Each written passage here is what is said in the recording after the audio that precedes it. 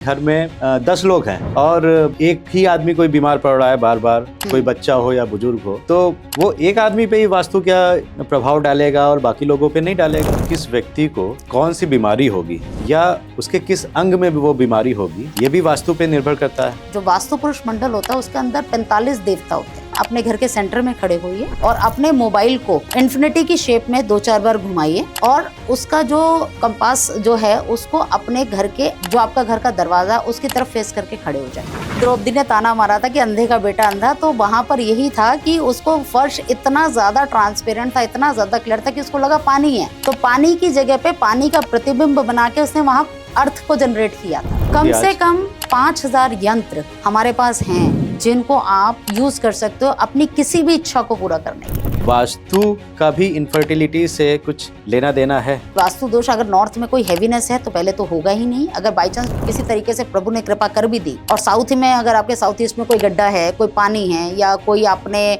Boring कर रखी है या किसी तरीके का पिट बना रखा है, वो आपका कंसीव करने के बावजूद भी प्रेगनेंसी रुकेगी नहीं। लोग कहते हैं कि मकान में ऊपरी करा कराया है या किसी का साया है, ऐसा मैं मानता नहीं हूँ। आप क्या कहती हैं इस पे? अगर आपके घर का दरवाजा उस पिशाच भूमि के नेगेटिव जोन में हो गया, जो राक्षस वाला जो जोन है, राक्षस देवता जहाँ बैठते हैं, वहाँ पर अगर ये चीज हुई तो आपके घर में 100% इन चीजों का इम्पैक्ट आएगा। मानसिक शांति के अलावा मानसिक बीमारियां भी बहुत बढ़ रही हैं आजकल डाइवोर्स भी बहुत देखने को मिल रहे हैं। किचन को लेके भी वास्तु का बड़ा वो माना जाता है। पानी लीजिए, इस पे हाथ रखिए, अपने इष्ट को जिसको भी आप मानते हैं उसको याद कीजिए और उसके बाद पानी को अपने मुंह के पास लाइए और राम राम राम राम बोलना शुरू कीजिए। रीसेल में कोई घर लेने जा रहा है और वो पुराना घर है, नया बना हुआ नहीं है, तो 4-5 पॉइंट्स बता दीजिए कि ये जरूर देख लीजिएगा, उसके बाद ही ये घर खरीदिएगा।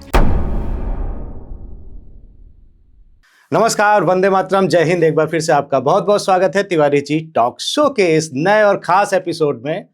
कभी आपने देखा होगा कि हम किसी नए मकान में जाते हैं या नया मकान खरीदते हैं, वहां जाते ही घर के सब लोग बीमार रहने लगते हैं, काम धंधा चलना बंद हो जाता है, बहुत सी दिक्कतें आना चालू हो जाती हैं। या जिस मकान में रह रहे हैं वहां भी कभी कभी ऐसे दौर आ जाते हैं, ऐसा वक्त आ जाता है कि अचानक से समझ में नहीं आता हुआ क्या। बच्चे भी बीमार, खुद भी बीमार, माँ बाप भी बीमार और नौकरी भी छूट गई।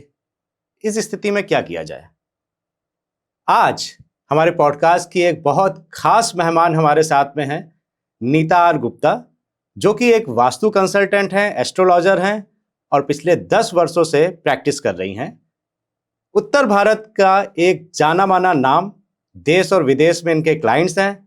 नीता मैम, बहुत बहुत स्वागत है आपका तिवारी जी टॉक शो में। नमस्कार तिवारी जी। तो नीता मैम, आजकल मैं देख रहा हूँ कि पॉडकास्ट में इतने एस्ट्रोलॉजर आ रहे हैं। कोई बताता है कि लाल मिर्च जला दो, कोई कह रहा है कि नारियल उतार के डाल दो, तेज पत्ता जला दो। मैं आपको सही बताऊं तो मैं बहुत कम विश्वास करता हूं, लेकिन मैं हर चीज को वैज्ञानिक दृष्टिकोण से देखना चाहता हूं। तो सबसे पहले तो आप मुझे ये बताइए कि वास्तु का वैज्ञानिक आधार कोई है, ये साइंटिफिक है कि नहीं है? देखिए, पहले तो ये समझिए वास्तु का मतलब क्या है। वास्तु मतलब वास। वास्तु जो है 2 शब्दों से बना है, वास और अतु। तो वास का मतलब होता है रहने की जगह, ठीक है। तो रहते कहाँ हैं हम? पृथ्वी पर। जीवन कहाँ है? पृथ्वी पर।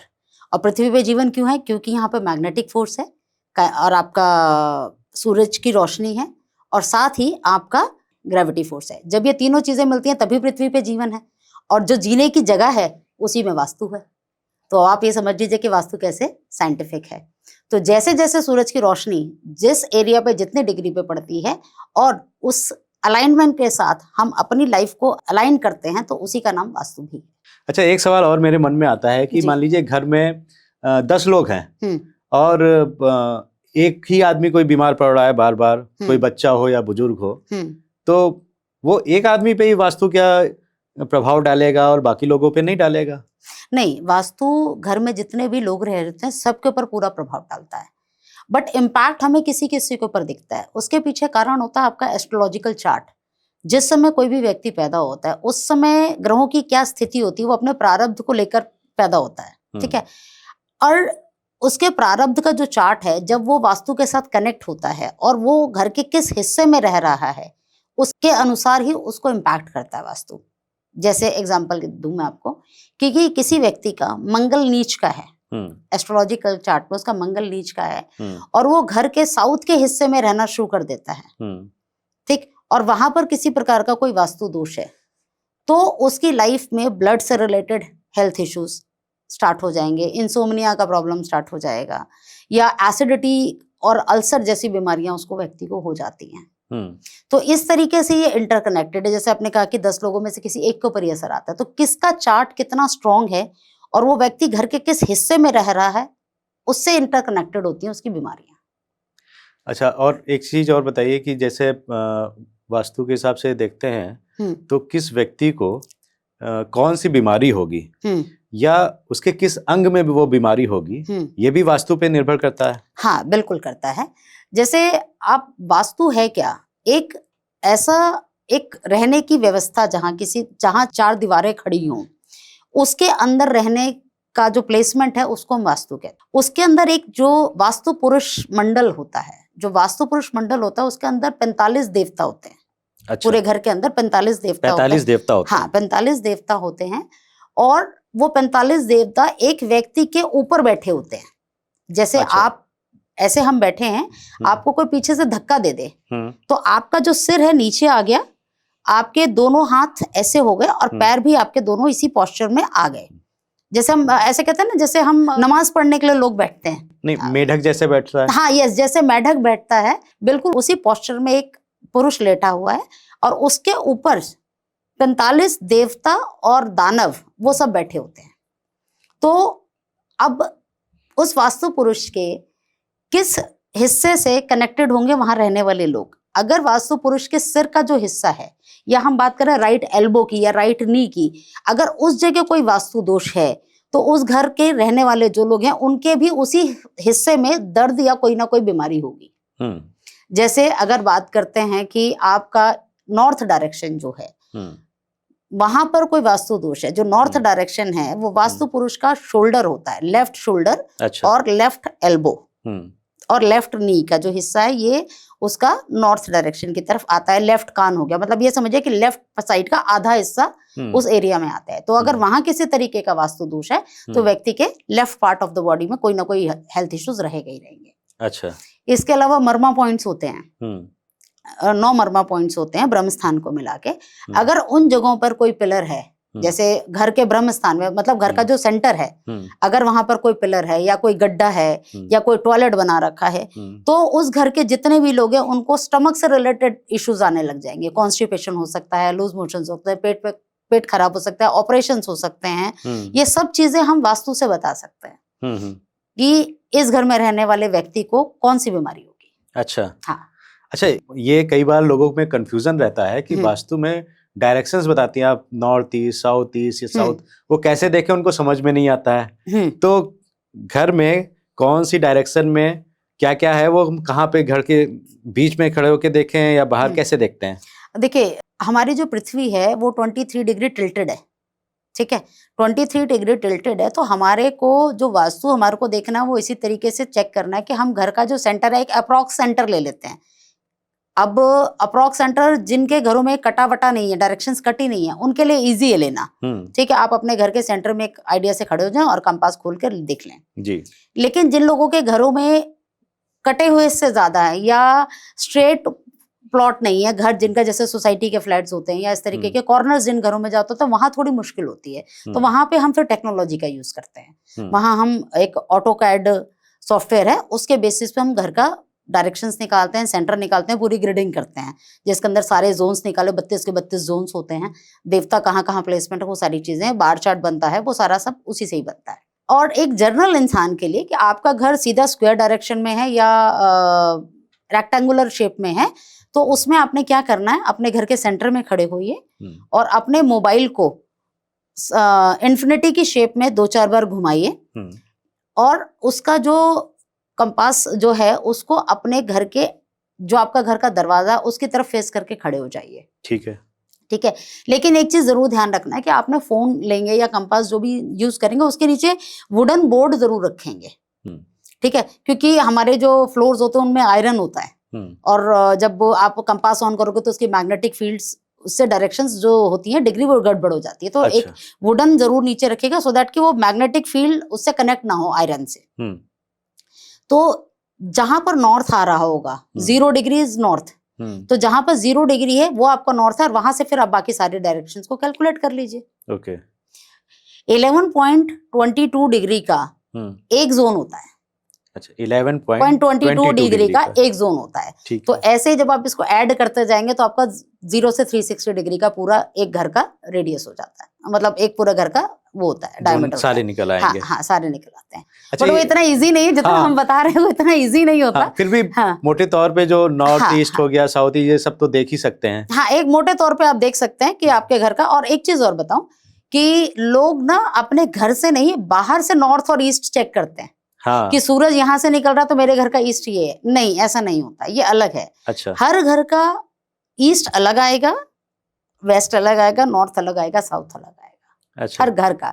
इवन दो एक बिल्डिंग में रहने वाले लोग हैं उसमें तो जोन्स और डायरेक्शन सेम आ जाएंगे, लेकिन वहीं उस बिल्डिंग के बगल वाला जो घर है वहां पर उसका ईस्ट चेंज हो जाएगा, डिग्री चेंज हो जाएगी ईस्ट की। अच्छा, ये कैसे? हाँ, ये क्योंकि मैंने कहा क्या कहा 11 डिग्री 11.22 पॉइंट डिग्री का, अगर हम सिर्फ 11 डिग्री भी माने, 11 डिग्री का एक जोन होता है। अभी आप एक घर से निकल के दूसरे घर में जब जा रहे हैं तो जो डिग्री है वो चेंज हो गई ना, सूर्य की भी, क्योंकि डिस्टेंस आ गया जी। तो डिस्टेंस आ गया तो उसकी डिग्री चेंज हो गई ऑटोमेटिकली। अच्छा अच्छा। हाँ, तो ये तो नॉर्मली तो हम लोग यही देखते हैं, सूर्य देवता इधर से निकल रहे हैं तो ये ईस्ट हो गया। हाँ, ये ईस्ट हो गया, ऐसा नहीं होता है। मेन डायरेक्शन हमारी 4 होती हैं, ईस्ट वेस्ट नॉर्थ साउथ। उसमें फिर 4 हमारी विदिशाएं होती हैं। नॉर्थ ईस्ट हो गया, साउथ ईस्ट हो गया, नॉर्थ वेस्ट और साउथ वेस्ट। ठीक है, ये हमारी 8 दिशाएं हो गई जी। इसके साथ साथ फिर हम ब्रह्म स्थान में ऊपर और नीचे की मिला के 10 दिशाएं होती हैं टोटल। तो जैसे आपने कई बार पूजा करते हुए सुना होगा, पंडित जी बोलते हैं 10 दिक्पाल देवता। ठीक है, तो वो 10 दिशाओं के दिक्पाल देवता हैं, तो उनको पूजा करी जाती है, उनके लिए निमित्त कुछ निकाला जाता है। पहले आशीर्वाद भी देते थे, 10 दिशाओं में तुम्हारा यश फैले। एग्जैक्टली सही। रामायण महाभारत में ऐसे ही देते थे। बिल्कुल बिल्कुल। रामायण में आप बात कर रहे हैं रामायण महाभारत की, जो गुजरात में जो कृष्ण जी की नगरी है जो समुद्र के अंदर समाई हुई है, द्वारकाधीश, जी हाँ, पुरानी द्वारका, पूरी वास्तु के सिद्धांतों पर बनाई गई है। अच्छा। जो हमारा अयोध्या है, जो राम जी का जहाँ पे जन्म हुआ, वो पूरी की पूरी नगरी वास्तु पे बेस्ड थी। जो दुर्योधन ने उस समय लाक्षागृह तैयार कराया था, वो उसने पूरा का पूरा वास्तु से उल्टे तैयार कराया था। अच्छा। वास्तु के अगेंस्ट सिद्धांतों से उसने तैयार कराया था, जानबूझ के लाक्षागृह का उसने निर्माण इस तरीके से कराया था, जहां अग्नि थी वहां पर फर्श ऐसा दिखाया था कि जल है।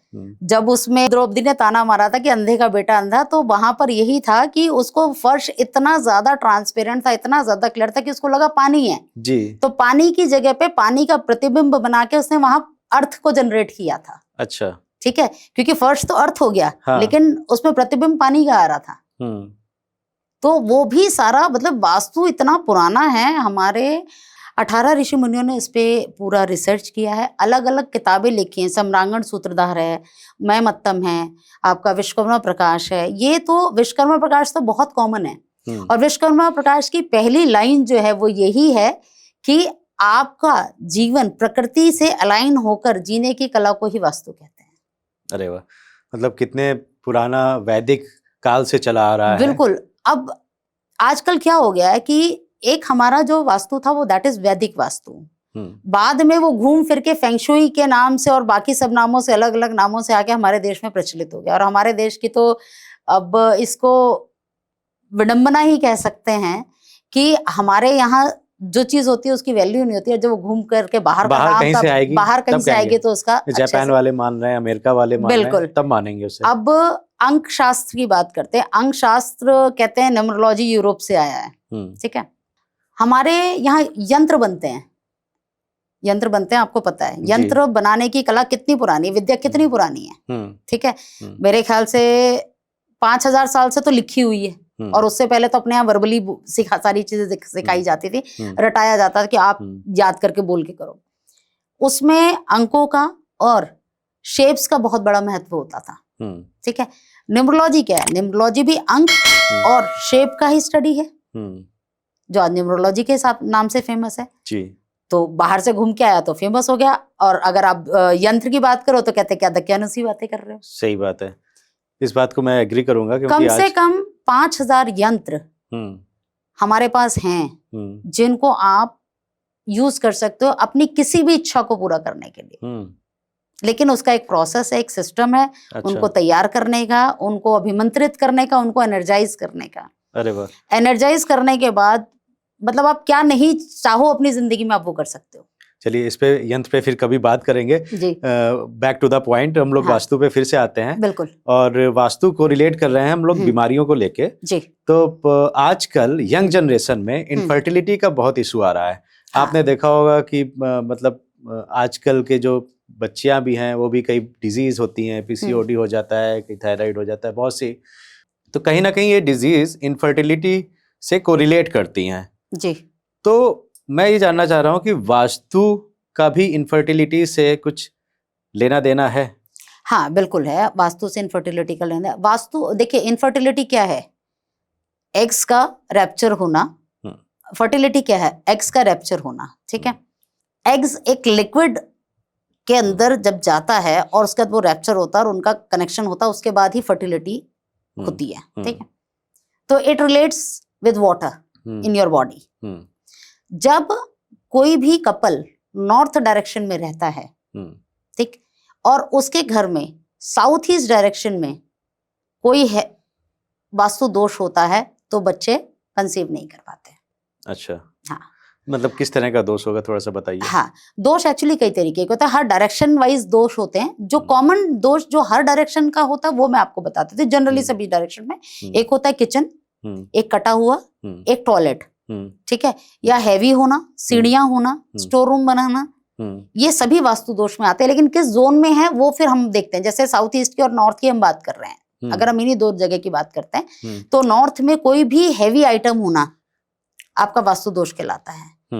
अगर वहां कोई टॉयलेट है, टॉयलेट तो एक्चुअली बहुत बड़ा वास्तु दोष है अपने यहाँ पर अगर हम बात करें, क्योंकि हमारे जो अगर आप पुराने ग्रंथों में देखो तो घर के अंदर टॉयलेट का कोई स्थान नहीं होता था। टॉयलेट बनाने के लिए घर की जहां बाउंड्री खत्म होती है उससे कम से कम 5 फीट की दूरी पे एक स्थान बनाया जाता था जिसको हम टॉयलेट के लिए यूज किया करते थे। गांव में अभी भी आपको देखने को मिलेगा। हाँ, बाहर रहते हैं टॉयलेट। हाँ, टॉयलेट बाहर ही रहते हैं। और आज की डेट में आपके हर घर में हर कमरे में टॉयलेट पहुंच गया है जी। ठीक है। तो टॉयलेट के अंदर हम क्या करते हैं, हम अपनी बॉडी का वेस्टेज आउट करते हैं। ठीक है। हम यहाँ WC की बात कर रहे हैं, नहाने के स्नान गृह की बात नहीं कर रहे, बाथरूम की बात नहीं कर रहे, हम सिर्फ WC की बात कर रहे हैं। तो वहां पर आप अपनी सिर्फ बॉडी का नेगेटिव ही तो निकाल रहे हो। जो एक्सेस आपकी बॉडी ने जो यूज नहीं किया, जो वेस्ट है आपका, वो आप निकाल रहे हो। और वो वेस्ट आप अपने कमरों में ले आए हो। ठीक है। तो वो जहां भी जिस जोन में होगा उस जोन की जो भी प्रॉपर्टी है उसको खराब करता है। अच्छा। क्योंकि आप उसको फ्लैश करते हो। पहले तो नेगेटिव है, ठीक है, क्योंकि वो बिल्कुल वेस्ट है। जब वेस्ट है और उसको आप फ्लैश कर रहे हो तो उस जोन की प्रॉपर्टी को जो अच्छी है उसको भी आपने साथ में फ्लैश कर दिया।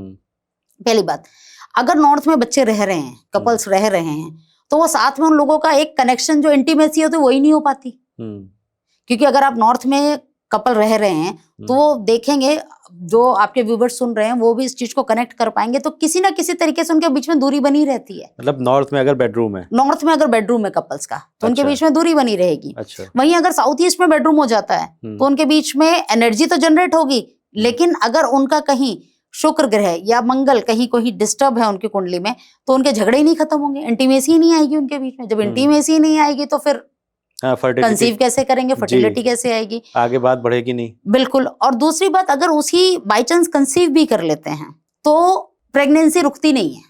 हाँ, प्रेगनेंसी रुकती नहीं है। उसका कारण भी यही है बहुत बड़ा कि वास्तु दोष अगर नॉर्थ में कोई हैवीनेस है तो पहले तो होगा ही नहीं। अगर बाई चांस किसी तरीके से प्रभु ने कृपा कर भी दी, ठीक है, और साउथ में अगर आपके साउथ ईस्ट में कोई गड्ढा है, कोई पानी है, या कोई आपने बोरिंग कर रखी है या किसी तरीके का पिट बना रखा है, तो वो आपका कंसीव करने के बावजूद भी प्रेगनेंसी रुकेगी नहीं। कई बार ये देखा जाता है कि लोग कहते हैं कि मकान में ऊपरी कराया है या किसी का साया है। ऐसा मैं मानता नहीं हूँ, लेकिन आप क्या कहती हैं इस पे? नहीं, बिल्कुल होता है, बिकॉज एनर्जीज हैं। ठीक है। ये ऊपरी साया जो भी है, ये चीजें एनर्जीज हैं। ठीक है। हम इनको एनर्जीज के नाम से ही बात करते हैं। संसार में ऐसी कोई जगह नहीं है जहाँ पे एनर्जीज ना हो।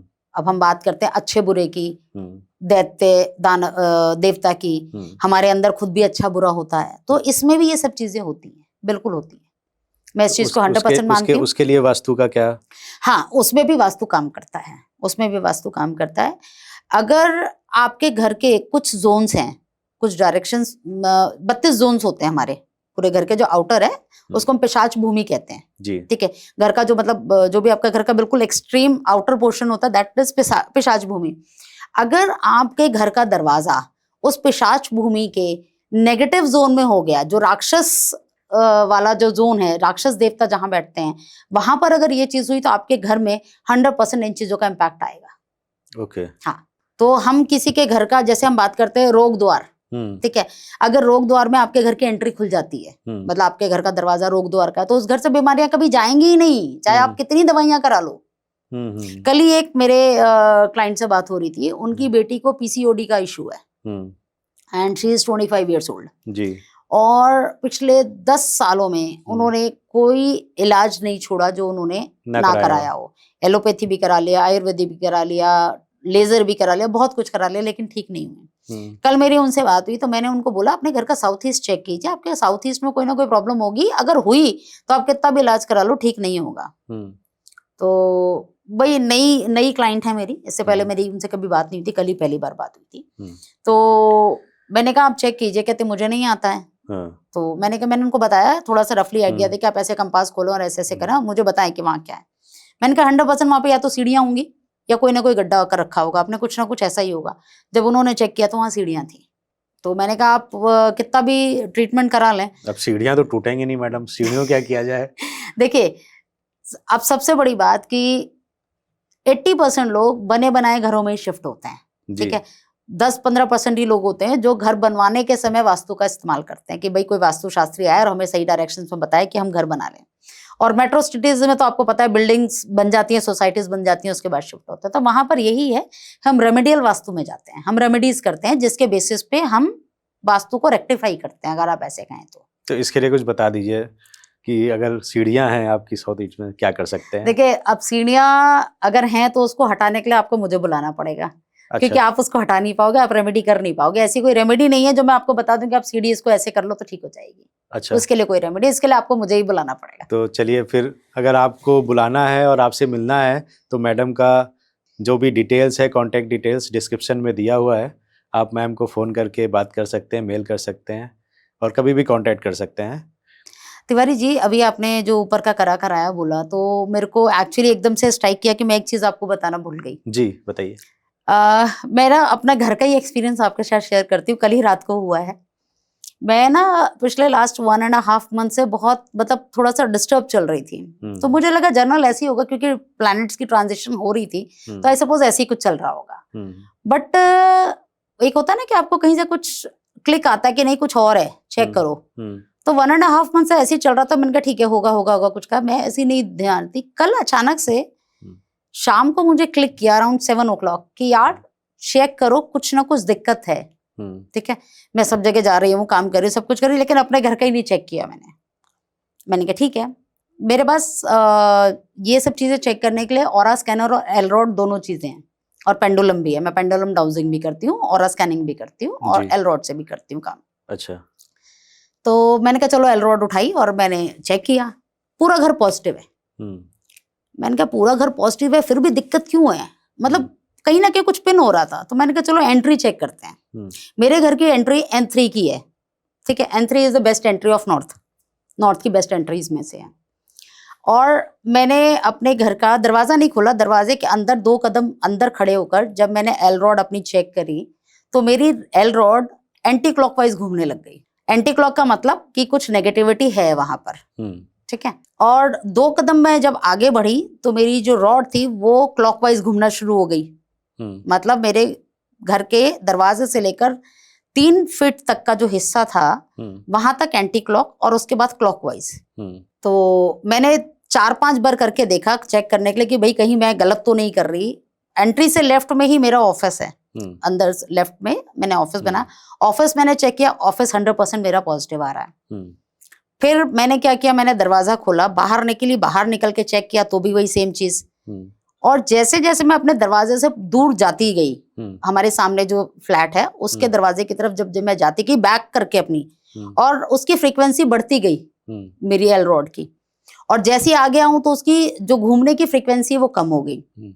तो हमारे घर के जो सामने लोग आए, वो नए लोग आए, उन्होंने लास्ट 1.5 मंथ पहले अपने घर के बाहर एक लाल कपड़े में कुछ बांध के लटका दिया था। अच्छा। तो हम निकलते थे, नजर पड़ती थी, नेचुरल, मतलब ये था कि ठीक है यार, सामने वाले ने अपने घर के लिए कुछ उपाय किया तो हमें उसमें कोई दिक्कत नहीं होनी चाहिए।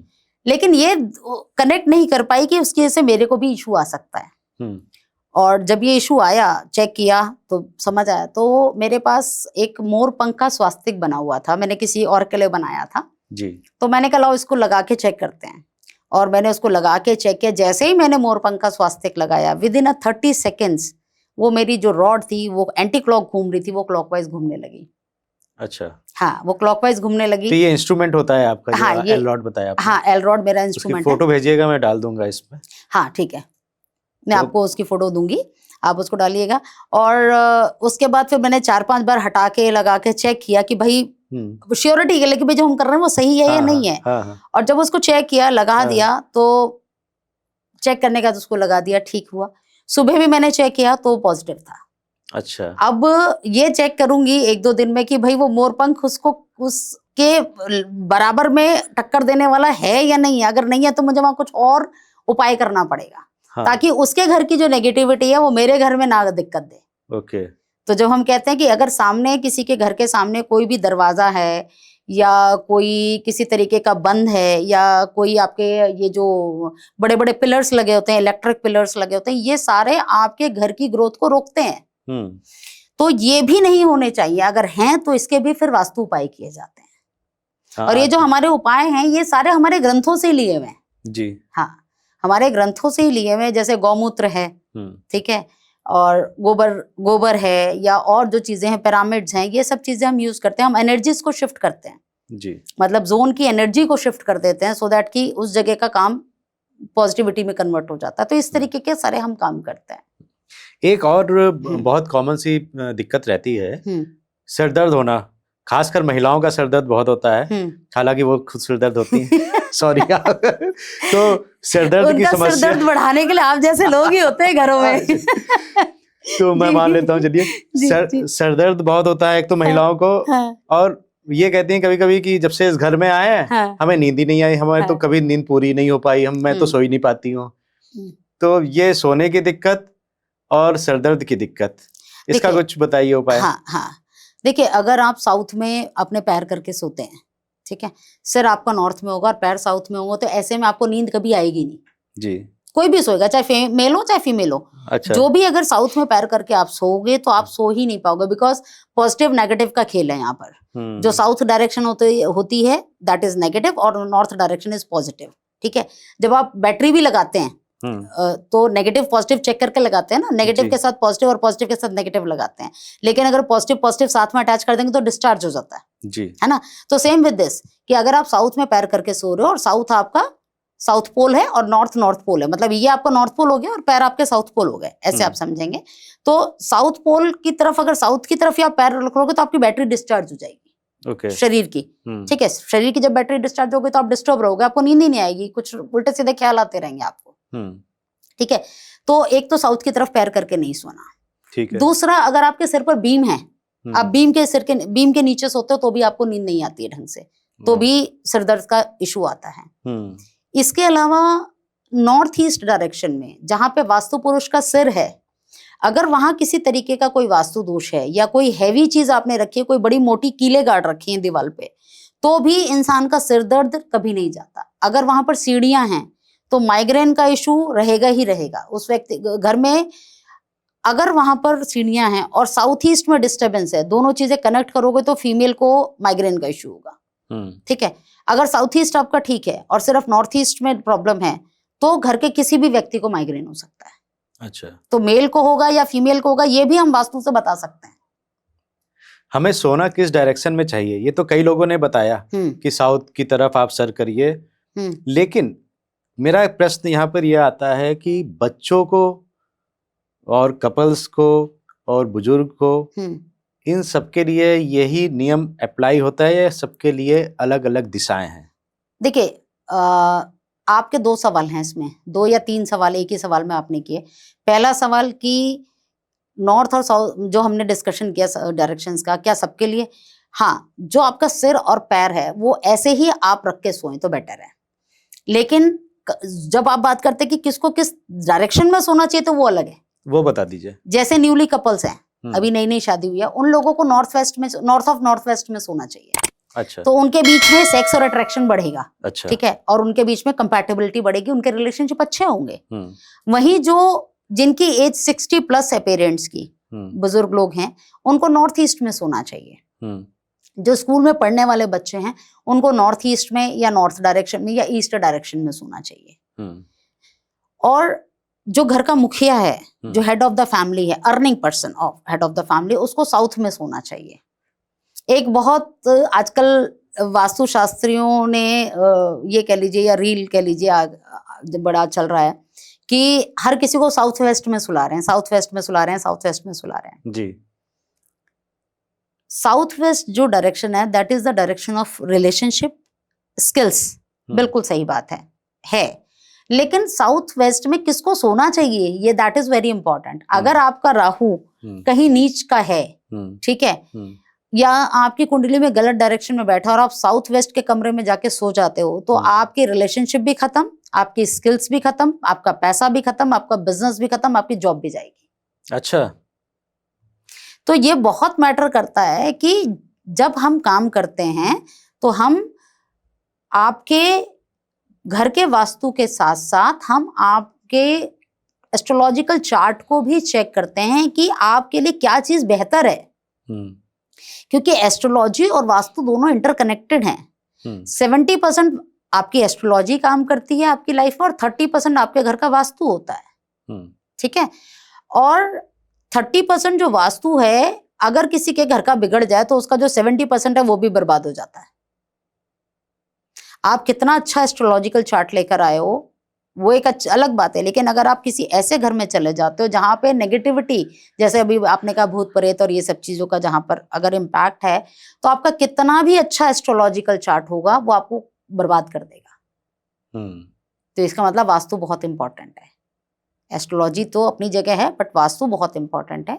जब भी किसी घर में जाएं तो आपने कई बार ये भी चेक देखा होगा, सुना होगा कि बहुत सारे लोग, अभी जैसे आपने कहा कि हम आए तो हमारी नींद नहीं पूरी हुई घर की।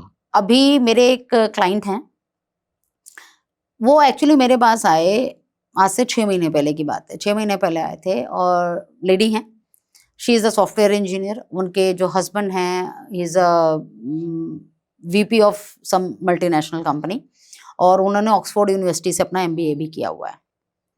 बट इंडियन फैमिलीज के हैं तो इन चीज़ों पे बिलीव भी करते हैं।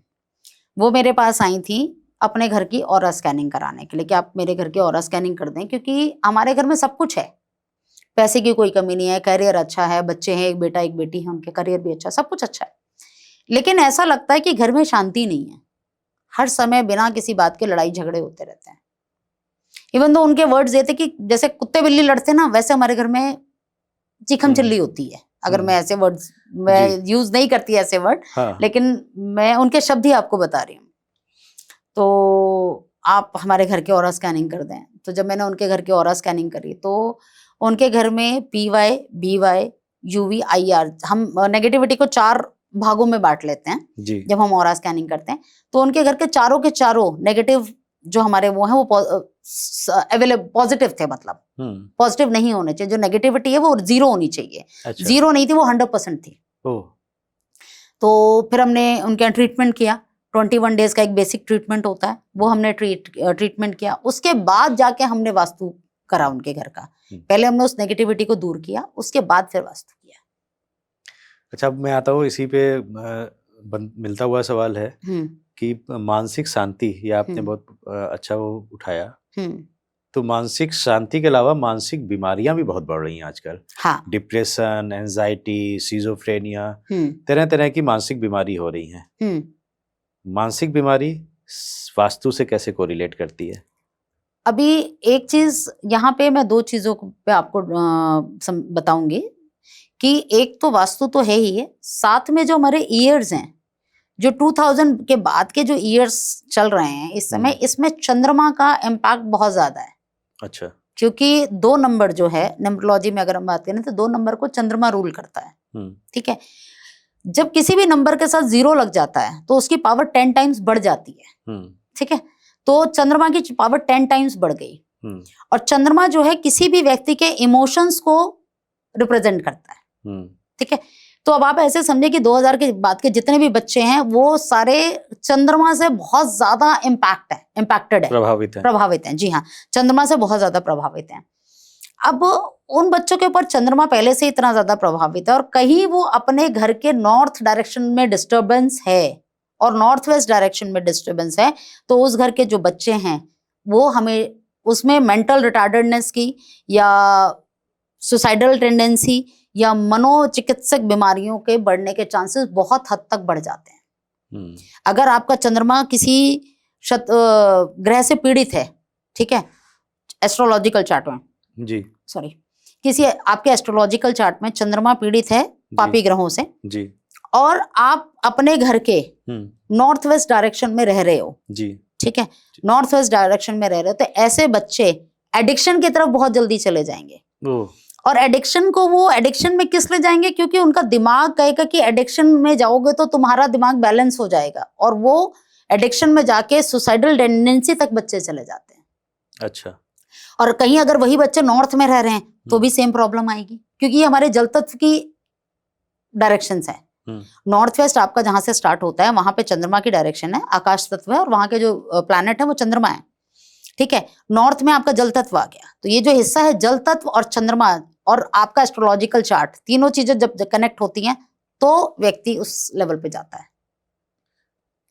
आजकल डाइवोर्स भी बहुत देखने को मिल रहे हैं और जो हस्बैंड वाइफ के रिलेशनशिप हैं उनमें बहुत ज्यादा दिक्कतें आ रही हैं। जी जी, तो इनमें भी बताइए वास्तु का क्या रोल है? हाँ, जैसे मैंने कहा कि अगर नॉर्थ में रहेंगे तो किसी न किसी कारण से आप लोगों में अलगाव की स्थिति पैदा होती है, अगर कपल नॉर्थ में रहते हैं।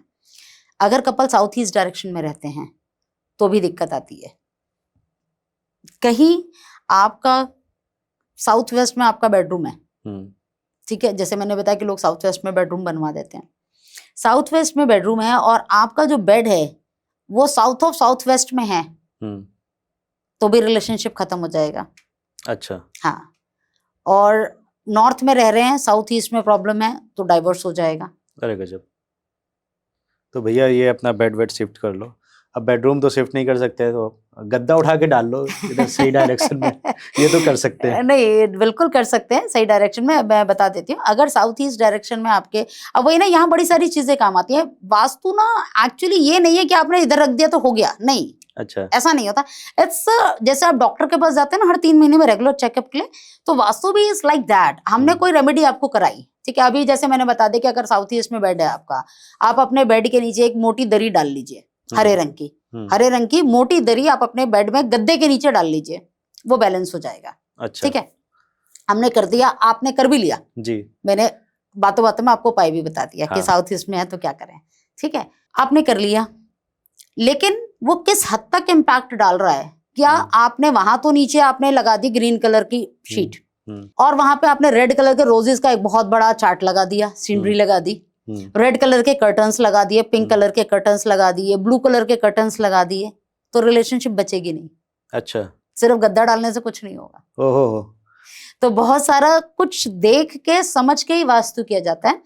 रील वाला वास्तु नहीं चलता है कि आप रील पे देख देख के वास्तु कर ले घर का, वो नहीं। रियल वाला वास्तु चलेगा, उसके लिए नीता मैम को आपको बुलाना पड़ेगा। तो नीता मैडम के साथ में ये वास्तु की जो डॉक्टर हैं, सॉरी नीता मैडम, आपके साथ में इंस्ट्रूमेंट भी बहुत है नीता जी के पास में, उन्होंने बताया मुझे। तो किसी दिन लाइव हम करेंगे और तब देखेंगे आपके इंस्ट्रूमेंट किधर घूमते हैं, कैसे पॉजिटिव निगेटिव एनर्जीज पकड़ते हैं। अगले क्वेश्चन पे आते हैं। अभी तिवारी जी, इसमें एक चीज बता दूं मैं, वैसे तो मैंने अभी तक किसी को डिस्क्लोज नहीं करी, बट आपने बोला तो मेरा दिल किया कि मैं अपने व्यूवर्स के साथ इस चीज को बांटूं। मोस्ट प्रोबेबली अगले 2 महीने के अंदर अंदर मैं डॉक्टरेट हो जाऊंगी। अरे वाह। 2 से 2.5 महीने में मैं डॉक्टरेट की डिग्री मिल जाएगी मुझे। तो मेरे थीसिस वगैरह उस पर काम चल रहा है, सबमिशन हो चुके हैं, बस पब्लिशिंग वगैरह सब हो चुके हैं। लास्ट मोमेंट्स के जो काम होते हैं रैप अप करने का वही सब चल रहा था। विद इन 2 और 3 मंथ्स मेरी डॉक्टरेट की बहुत डिग्री बढ़िया। भी आ जाएगी इसी हमारी में ही, वास्तु शुभकामनाएं। की। तो अगले पॉडकास्ट में जब आएंगी तो डॉक्टर नीता आर गुप्ता आएंगी। मोस्ट प्रोबेबली तो होगा। अच्छा, जी मुझे ये कहिए। बताइए कि किचन को लेके भी वास्तु का बड़ा वो माना जाता है कि क्योंकि किचन एक ऐसी जगह है जहां पर अग्नि तत्व भी है, जी। जल तत्व भी है, हम्म। तो किचन के बारे में भी थोड़ा वास्तु बता दीजिए, 2-3 टिप्स दे दीजिए। देखिए, पहली चीज कि आपका जल और अग्नि दोनों एक साथ नहीं रखनी है, ठीक है। कैसे? आपका गैस बर्नर हो गया जी। और उसके साथ आपने आरओ रख दिया, पानी का मटका रख दिया, बर्तन का सिंक रख दिया, ये चीज एक स्लैब पे नहीं होनी चाहिए, सेम स्लैब पे नहीं होनी चाहिए दोनों चीजें। अगर हैं तो क्या करें, बीच में कोई पार्टीशन बना दें किसी भी तरीके का। ओके। ठीक है, चाहे आप एक वो खड़ी कर दें, वॉल छोटी सी 1 इंच की वो खड़ी कर दें। ये पर्दा डाल दें? नहीं, पर्दा नहीं है, स्लैब पे नहीं होना चाहिए ना। अच्छा अच्छा, स्लैब को आपको अलग करना है। ठीक है। तो वो दोनों चीजों को आप गैप रखिए, कम से कम 4 फीट का गैप चाहिए दोनों के बीच में। एल शेप में अगर आपका बना है तो इधर आपका गैस आ जाए, इधर पानी आ जाए, वो चलेगा, वो कोई दिक्कत नहीं। सेम स्लैब में दोनों चीजें नहीं होनी चाहिए।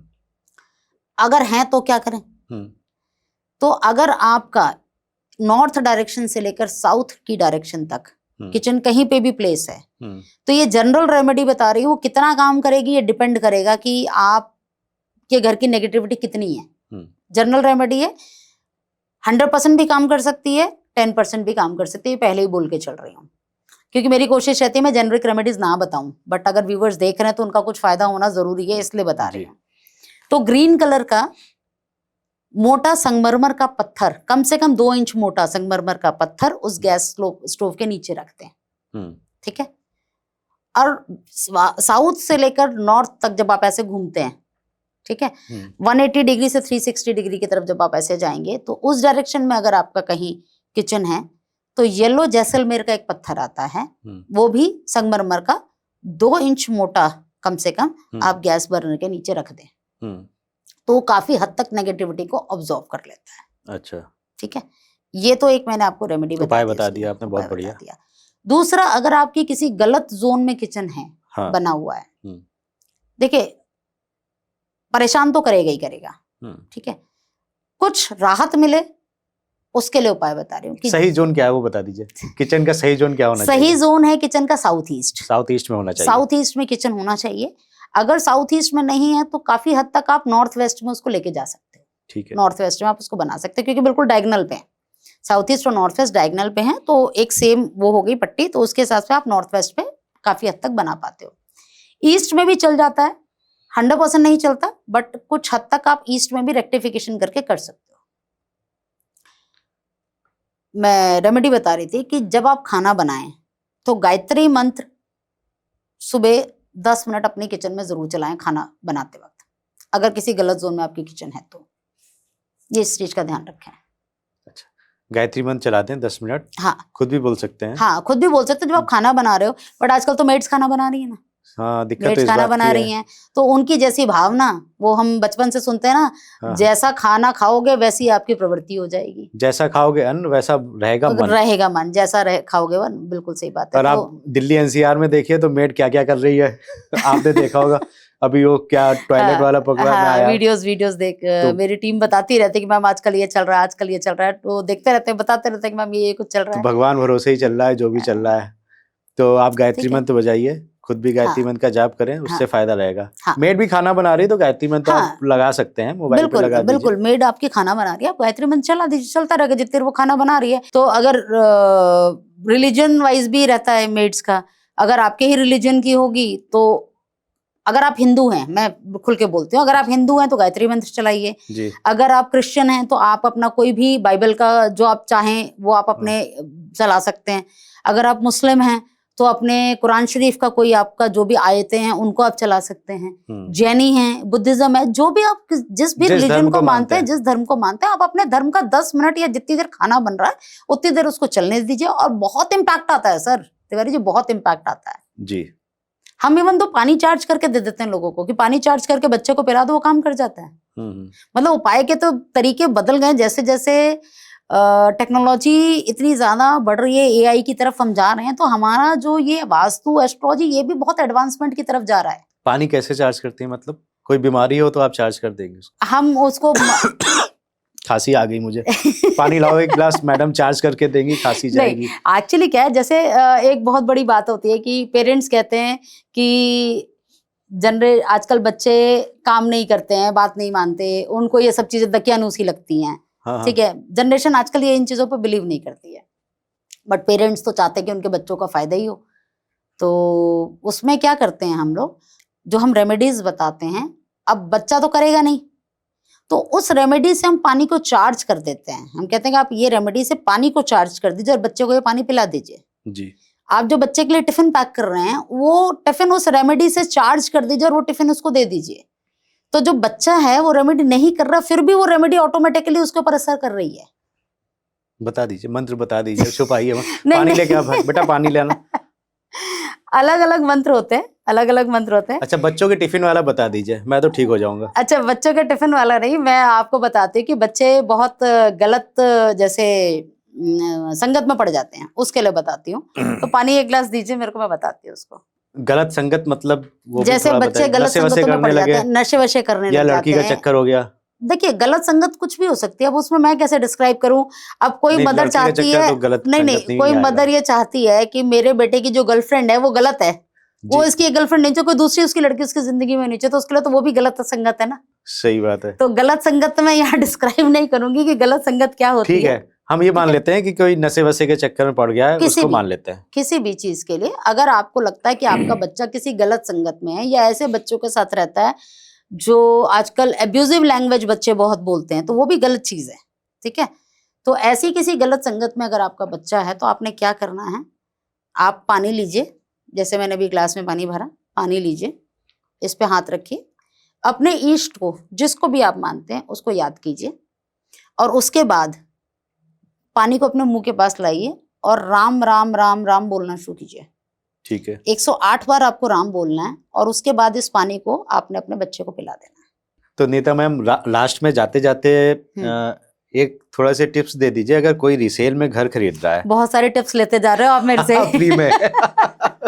कोई नहीं, ये पॉडकास्ट देखने के बाद में बहुत से लोग आपके पास में आएंगे, फोन करेंगे। चलिए, तो मुझे ये बता दीजिए, अगर रिसेल में कोई घर लेने जा रहा है जी, और वो पुराना घर है, नया बना हुआ नहीं है, रिसेल में ले रहा है, उसमें पहले से लोग रहते थे, ठीक है, तो 4-5 पॉइंट्स बता दीजिए कि ये जरूर देख लीजिएगा, उसके बाद ही ये घर खरीदिएगा। और देखिए, सबसे पहले तो इम्पोर्टेंट होता है, दो तीन तरीके के घर होते हैं। एक तो होता है जड़ समेत, ठीक है, एक होते हैं फ्लैट सिस्टम, ठीक है, और कुछ लोग होते हैं जो रेंट पे भी रहते होंगे। तो कुछ चीजें सबके लिए कॉमन है जी। जैसे अगर लैंड खरीद रहे हो तो लैंड की एनर्जी को चेक करना कि वो कितनी पॉजिटिव है, नेगेटिव है या न्यूट्रल है। ठीक है, तो जैसे हम लैंड की एनर्जी चेक करते हैं, वैसे किसी भी, चाहे आप नया घर लें तो भी और रीसेल में ले रहे हैं तो भी, उस घर की एनर्जीज जरूर चेक कीजिएगा। ठीक है, अगर वहां पे नेगेटिव एनर्जीज हैं तो आपको दिक्कत देंगी, पहली बात। दूसरी बात, घर का जो स्लोप है, जो फर्श का जो स्लोप है जी, वो कैसा है जी। ठीक, जहां पे आप जड़ समेत घर ले रहे हो तो वहां तो आप स्लोप बनवा लोगे, क्योंकि आप नया जब कंस्ट्रक्शन स्टार्ट कराओगे तो उसमें सारा मिट्टी निकलवा के नया आप स्लोप तैयार करते हो, तो वो आपका बैलेंस होना चाहिए जी। और अगर घर में है तो घर में तो कुछ नहीं कर सकते हो आप, स्लोप अगर गलत डायरेक्शन में है तो उसको आपको रेक्टिफाई करना पड़ेगा, जिसके लिए हम रेमेडीज पे जाते हैं जी। तो स्लोप चेक करना है। तीसरी चीज, हमारे को घर की एंट्री चेक करनी है कि घर की जो एंट्री है वो सही डायरेक्शन में, सही जोन में हो। बहुत सारे लोग सोचते हैं कि अगर नॉर्थ में आपके घर का दरवाजा है या ईस्ट में आपका दरवाजा है तो बहुत अच्छा है, बट ऐसा नहीं होता।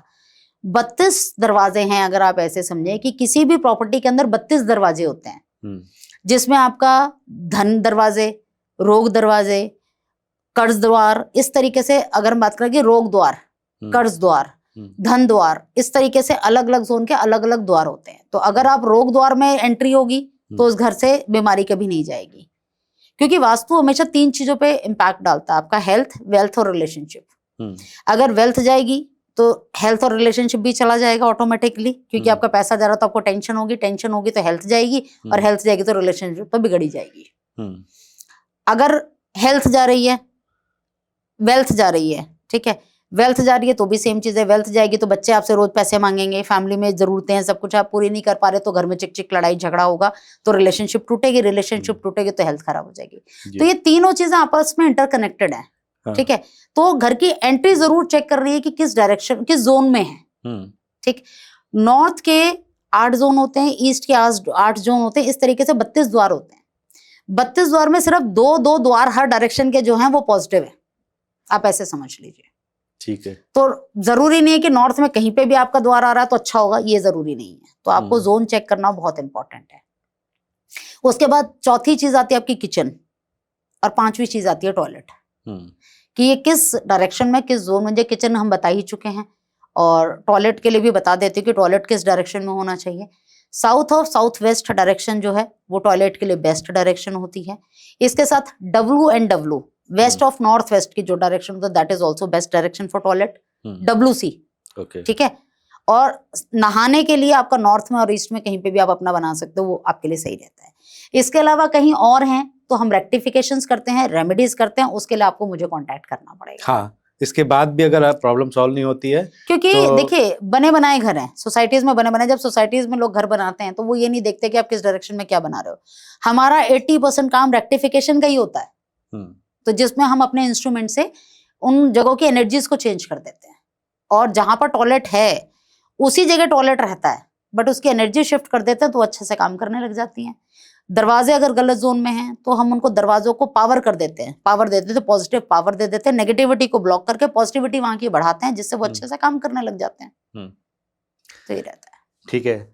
और उसके बाद भी अगर आपको लगता है कि रेमेडी आपकी काम नहीं कर रही है तो मैडम से आप कांटेक्ट कर सकते हैं, मैडम को बुला सकते हैं। तो भाइयों, ये था हमारा आज का पॉडकास्ट। कैसा लगा आपको कमेंट करके, लाइक करके बताइए। और तिवारी जी टॉक शो को अगर आपने अभी तक सब्सक्राइब नहीं किया है तो सब्सक्राइब कर दो मेरे भाई। आगे बहुत से एपिसोड लेके आने वाला हूं नए नए टॉपिक्स पे। देखते रहिए तिवारी जी टॉक शो, और अपनी सेहत का बहुत बहुत ध्यान रखिए।